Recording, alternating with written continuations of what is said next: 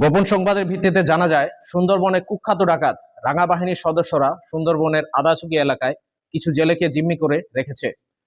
প্রাপ্ত তথ্যের ভিত্তিতে আজ 12 সেপ্টেম্বর 2025 তারিখ শুক্রবার ভোর 5টায় কোস্টগার্ড বেস মোংলা কর্তৃক উক্ত এলাকায় একটি বিশেষ অভিযান পরিচালনা করা হয়। অভিযান চলাকালীন কোস্টগার্ডের উপস্থিতি টের পেয়ে ডাকাতরা পালানোর চেষ্টা করে। পরবর্তীতে অভিযানিক দল ধাওয়া করে দুইটি একনলা বন্দুক, 2 রাউন্ড তাজা কার্তুজ, 8 রাউন্ড ফাঁকা কার্তুজ, 3টি দেশীয় অস্ত্র তৈরির সরঞ্জামাদি এবং একটি দেশীয় অস্ত্র সহ সুন্দরবনের দুর্ধর্ষ ডাকাত রাঙা বাহিনীর 2 সহযোগীকে আটক করে।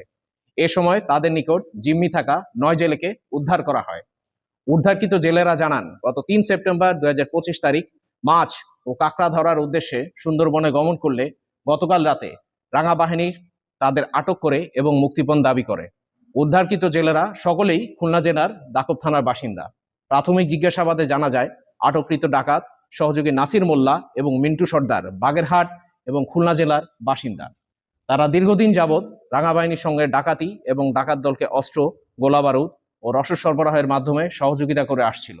উদ্ধারকৃত জেলে, আটককৃত ডাকাত ও জব্দকৃত আলামতের পরবর্তী আইনানুগ ব্যবস্থা গ্রহণের কার্যক্রম প্রক্রিয়াধীন রয়েছে। সুন্দরবনকে দস্যুমুক্ত করতে কোস্টগার্ড ভবিষ্যতেও এ ধরনের অভিযান অব্যাহত রাখবে।